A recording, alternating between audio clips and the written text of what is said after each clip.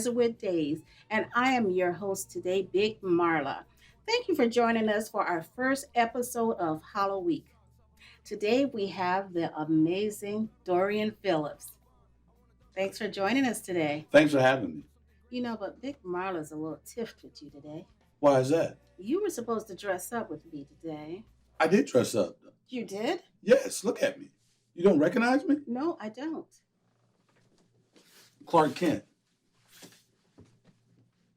Oh, Big Marla likes Clark Kent. Likes Clark Kent? Superman? There you have it. So I came prepared. Yes, you did. Thank you, Dorian. What a pleasure to see you again today. It's always a pleasure to see you. So, Dorian, when did you decide that media was the thing for you?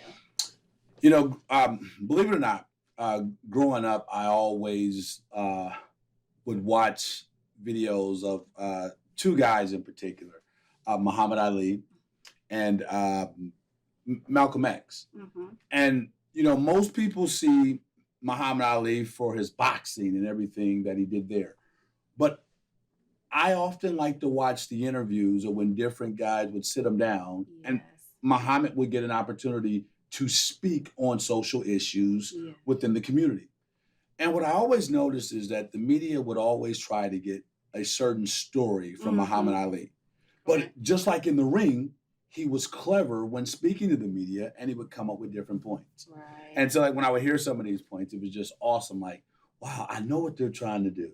But what happens if somebody wanted to just tell the truth? Right. How could you push the truth initiative instead of trying to get people to dance around and, say to what push their initiative. Yeah, push their initiative. And so that was one of the things for me. And Malcolm was another guy who was very cunning at doing that. No matter what the question was, he found a way to be like, no, I'm going to give you what my truth is, regardless of how you perceive me.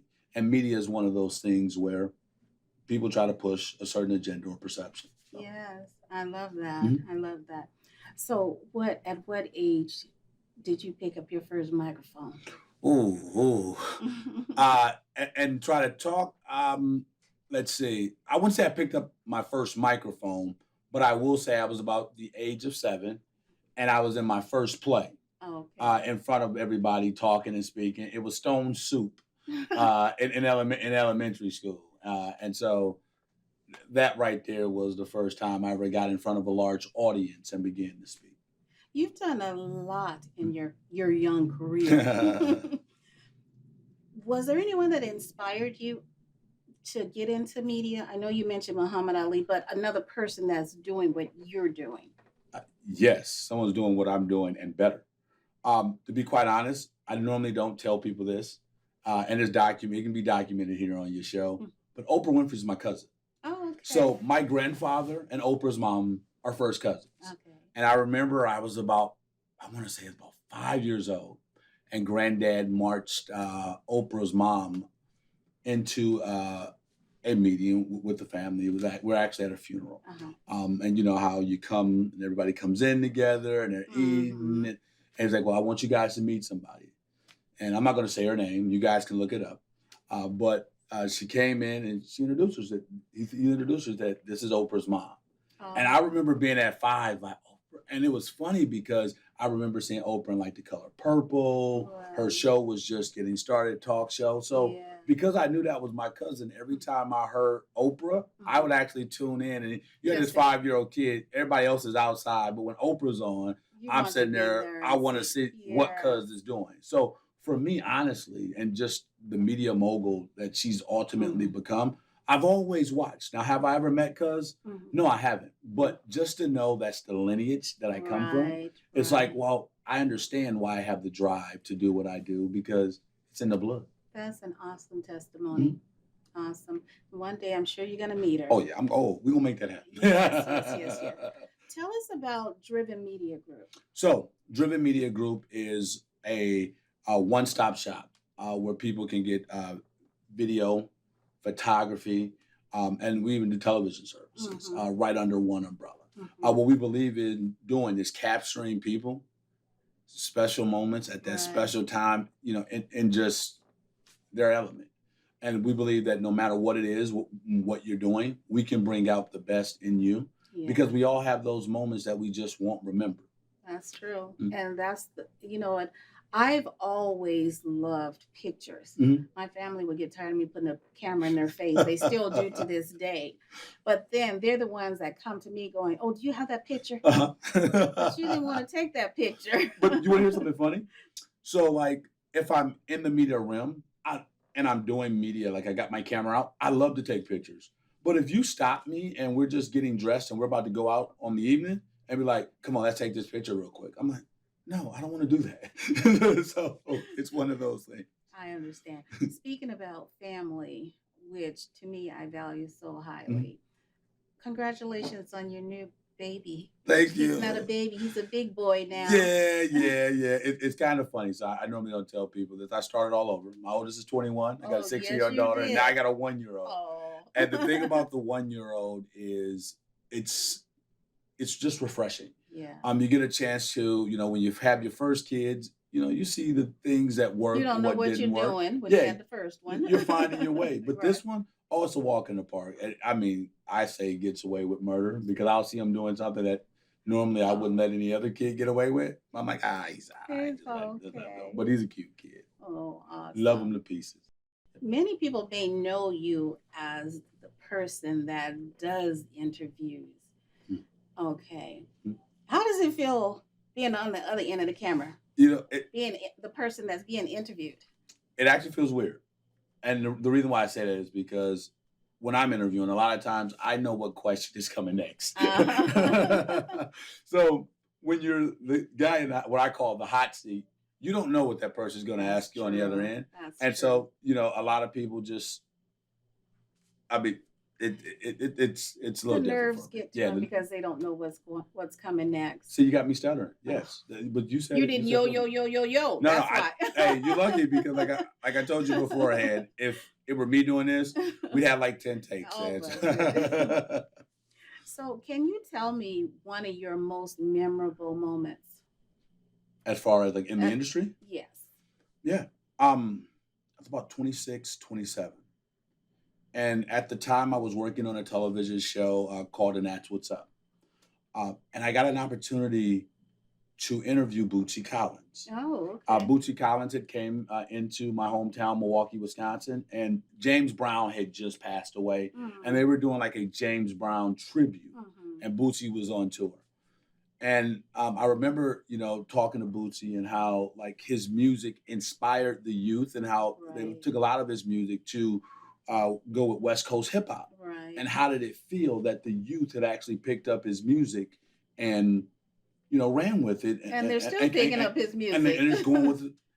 And Bootsy looked at me, and for a second, he was about to cry. Oh. And so in the industry, when you're interviewing somebody, you ever seen Barbara Waters do it? You ever seen Connie Chung? You're like, oh, here go my moment. Right. And when Bootsy grabbed onto that and he realized the impact he had, it made me feel good as the interviewer. And a lot of people my age know and Bootsy. Coming from such a young man too. That's what it was. Bringing that to him. That's what it was. And after the interview, he said, "Man, you caught me off guard with that. Wow. I never looked at my music that way until you pointed that out to me." Yeah. That's my favorite. That's my favorite moment, and I've been some of everywhere. Yes. Where is it that you see Driven Media, say in 5 years? So honestly, with the way streaming works now, I would like to get into the streaming world. I've dabbled a little bit here and there. And I believe that Driven Media Group can be one of the industry leaders locally in pioneering like Roku channels and different things aside. So helping people get their message out via streaming. Right. We all know certain places sell Roku's built-in televisions now. And a lot of people have Roku players just for $20-$30 during the holiday season. There's so many of them, Toku, Loku. There's so many of them out there. Exactly. And so I just see that we could be on the forefront of the app generation and just working with people to help them develop their apps to be able to get content out. Awesome. I'm going to be checking on you. Go ahead. I'm going to be checking. We here. You have also I'm not sure if we can talk about it, made a move and you're going into a different area. Mhm. Can you tell us a little bit about that? Oh, okay, okay. So yes, for 7 years I was in the Valley. Mm-hmm. Phoenix, Arizona was my home. And so I recently moved to Coolidge, Arizona. Now, some people would say, what's in Coolidge? There's nothing down in Coolidge. And I tell people Dorian Philips is. Right? Yes. But no, but most importantly, what the move allows me to do is to be just outside of the Phoenix area and Right. be able to reach out and branch out to the Tucson market Mm-hmm. as well as come back to the Phoenix market Right. You're and right be in the able middle and be there. right in the middle and be able to Yes. work. And if I got to go to Casa Grande, but I can bring people in. One move another part of that, and the reason is because I would like to put a app forth that I'm working on. I call Central Arizona Television. Oh, okay. Central Arizona Television will be an app that will focus on the Coolidge, Casa Grande, Eloy, and Florence part of the Hmm. of Arizona.